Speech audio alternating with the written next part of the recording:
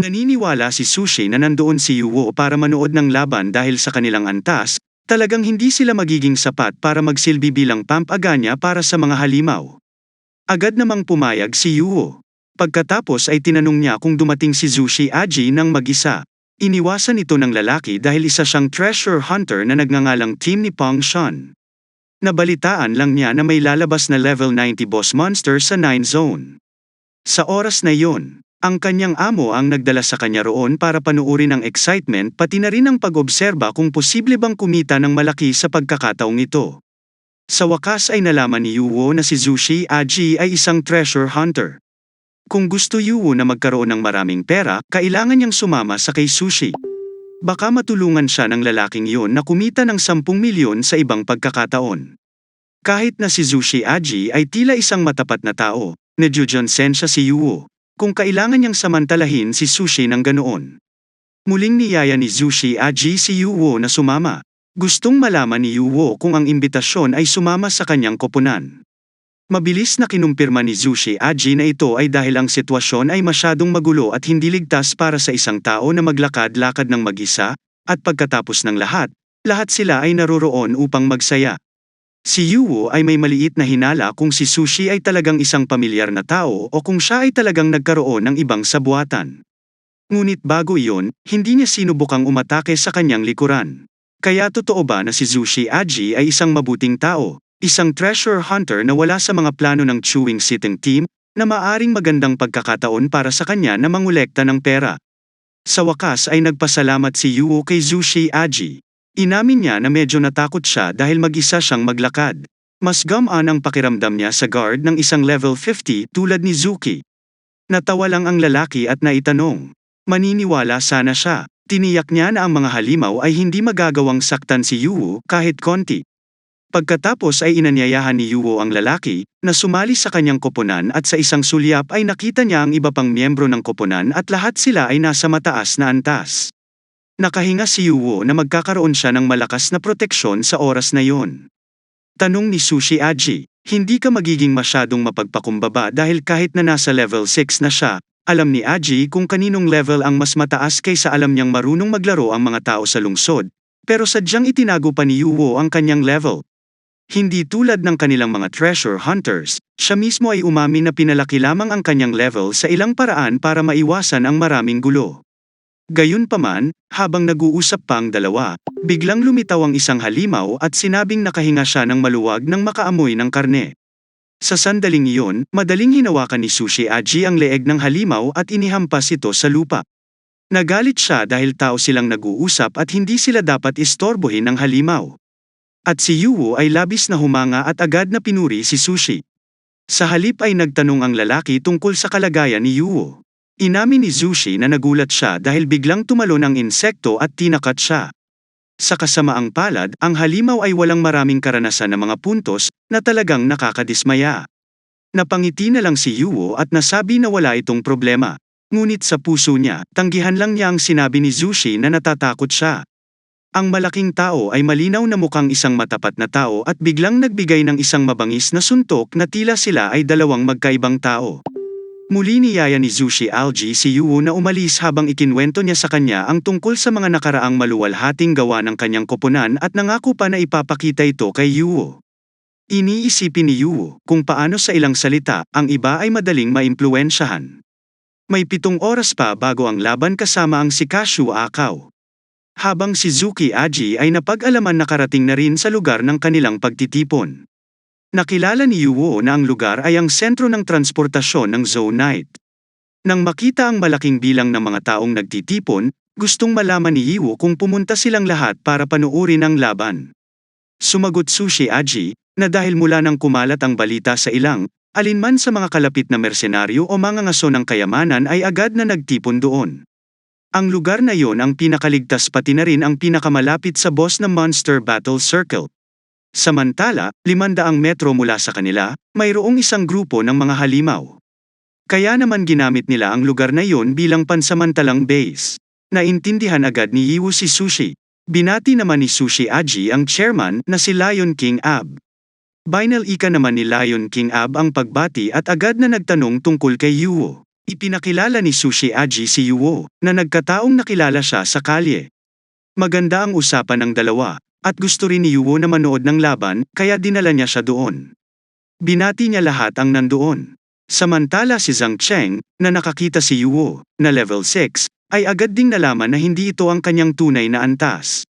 Ang mga taong may katulad na antas sa sitwasyong ito ay nakahanap na sana ng kanlungan o ang iba ay namamatay. Hindi sila dapat magpapagalagala sa kalye kasama ang isang matabang tulad ni Sushi. Agad na niyakap ni Zhang Cheng si Yuo, at gusto niyang malaman kung magaling makipaglaban ang lalaki at kung ano ang tunay niyang level. Sabi ni Yuo na swerte lang daw siya. Pagkatapos ay tinanong niya kung matitiyak ang kaligtasan ng lahat kung manonood sila ng laban. Paano matitiyak Zhang Cheng sa kanila na magiging maayos sila? Hindi rin daw niya gusto ang pag-aatras niya kapag engrossed siya sa panunood ng laban. Nang maglaon, agad na napagpasyahan ni Yuo na kung paano si Zhang Chen ay isang walang pigil sa pagsasalita, ngunit hindi siya isang kaaway. Tiniyak din ni Sushi Aji kay Yuo na magiging maayos siya. Alam din niya na si Yuo ay isang individual at misteryosong tao mula umpisa pa lang, may attitude na si Yuo na nagustuhan ni Sushi from the start.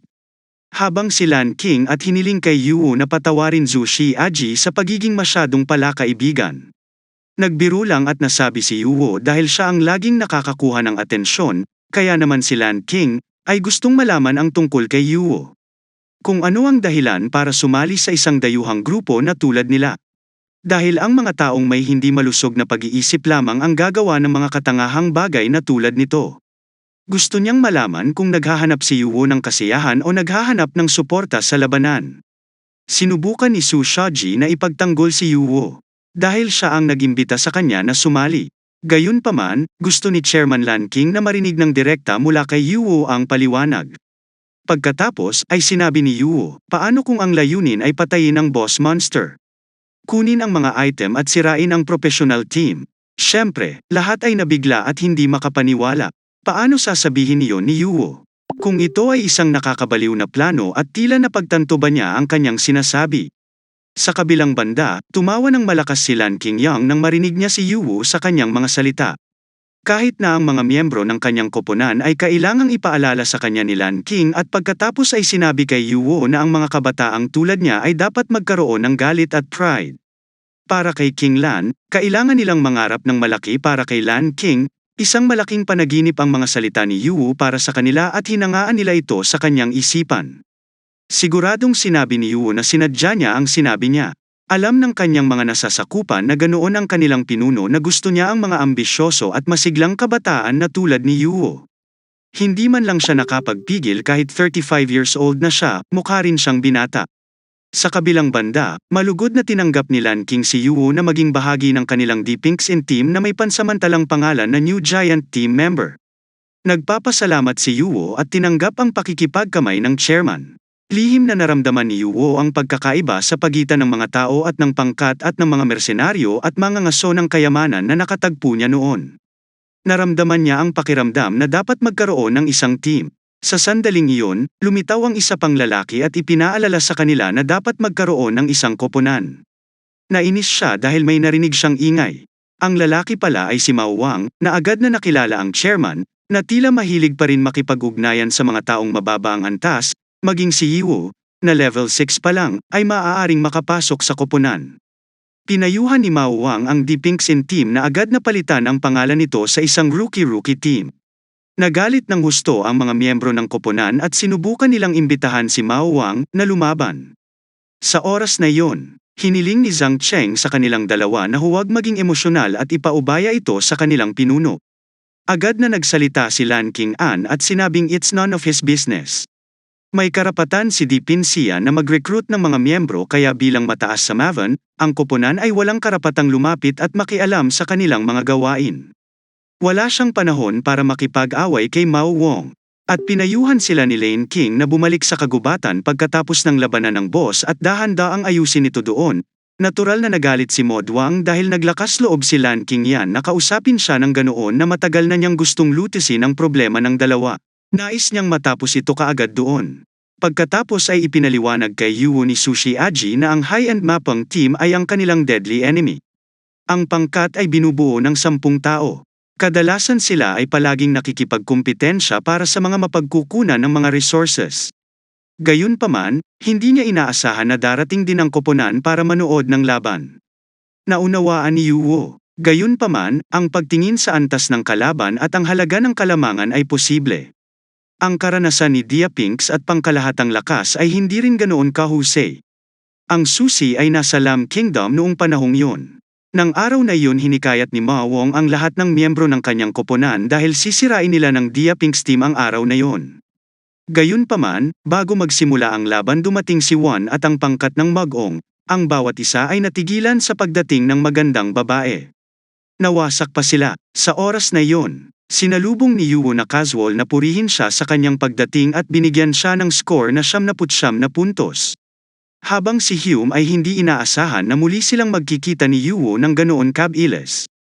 Habnag si Yuwo na casual na nagsabi na ang kapalaran ay talagang maganda at pinupuri ni Yuwo ang matapang na frontline na pumunta upang panuorin ang laban, gayunpaman, iniisip niya kung posible rin na naroon si Yuwo upang makita ito.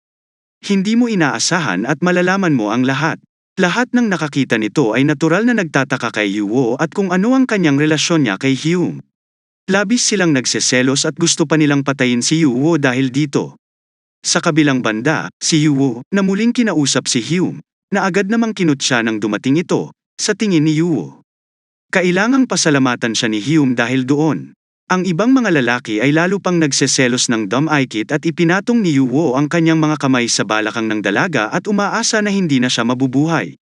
Bawat nasa eksena ay nabigla nang makita ka. Lakas ng loob ni Yuwo na humawak sa baywang ni Hume.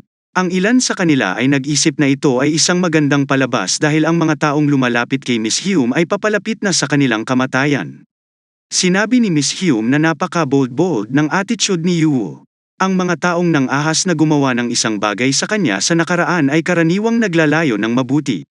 At saka, alam ni Yuwo, na ito ay katulad ng pagtutulak sa sarili sa isang butas ng problema.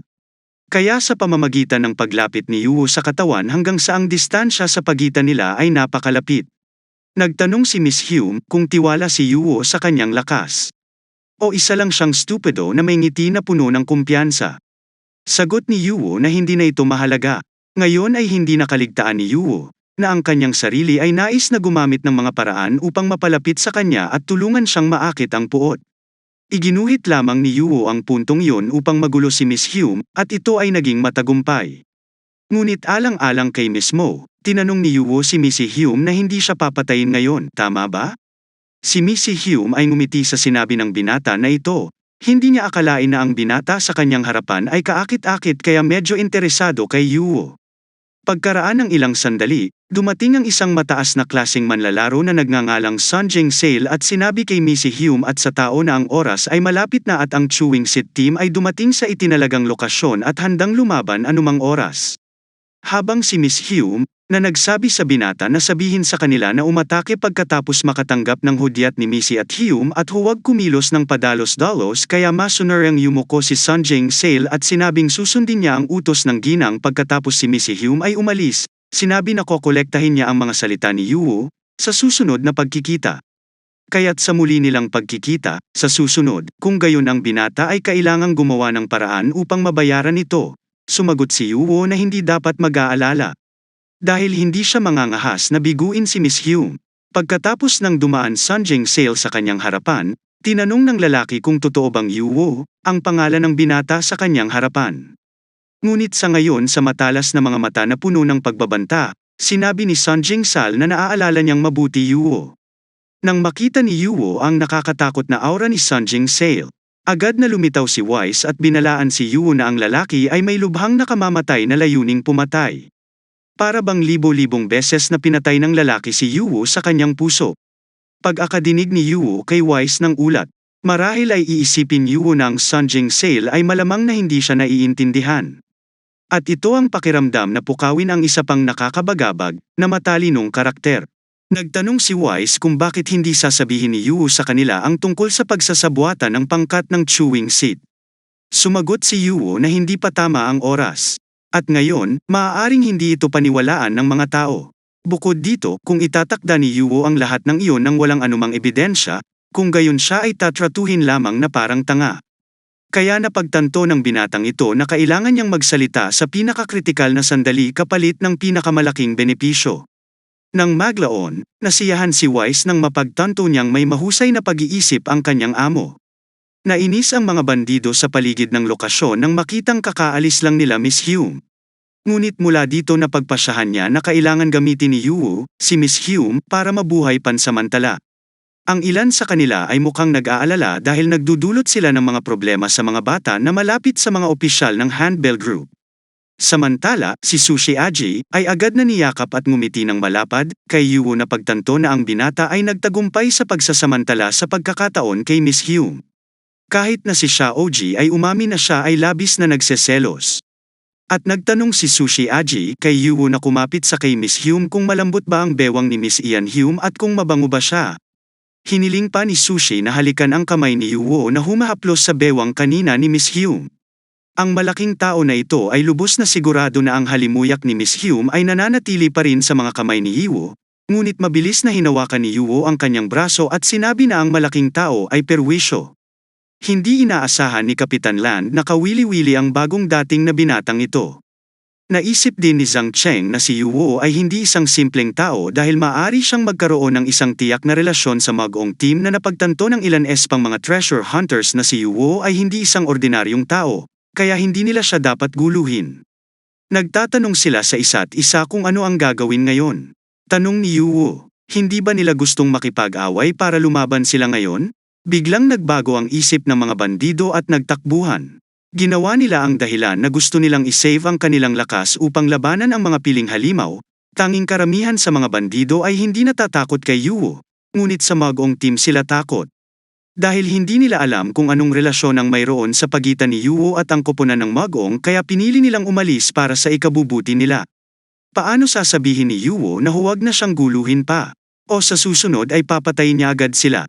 Pinagbintangan pa siya ni Chang Si na siya ay basura. Sino ba naman ang makapagsalita ng walang kapararikan pagkatapos umalis ang mga nakakainis na bandido? Sinabi ni Lan King na hindi na niya dapat tinanong si Yuwu ng kanyang sekreto, ngunit talagang pambihira ang mga kilos ng binata. Kaya tinanong niya kung paano ito magagawa ni Yuwu. Ang sagot ay normal na aksyon lang iyon kaya hindi na dapat magtaka si Chairman. Sinabi ni Chairman Lan King na ang paghawak ng ace ng isang nangungunang koponan at hindi itinuturing na normal. Kaya may ngiti na puno ng pasensya. Tinanong ni Chairman Lan kung sino si Yuwu at ano ang tunay na pagkakakilanlan at sinagot ni Yuwu na may malaking ngiti na siya ay isang ordinaryong estudyante lamang. Ngunit nakilala niya ang ilang miyembro ng koponan ng nagkataon na pinagkadalubhasaan ang ilang mga paraan upang kumita ng pera. Nang narinig ang mga salitang kumikita kaagad na lumapit si Sushi Aji at nasasabik muli. Agad nilang hinimok si Yuwu na sabihin sa kanila kung paano kumita ng pera kaagad pinaalalahanan ng chairman ang kanyang dalawang miyembro na bumaba at huwag pahirapan si Yuwu. Tiningnan ng commander ang dalawang miyembro at hindi magtataka sa ugali ng dalawang Massachusetts niya. Dahil sila ay mga treasure hunter na sobrang sensitive sa salitang kumikita ng pera.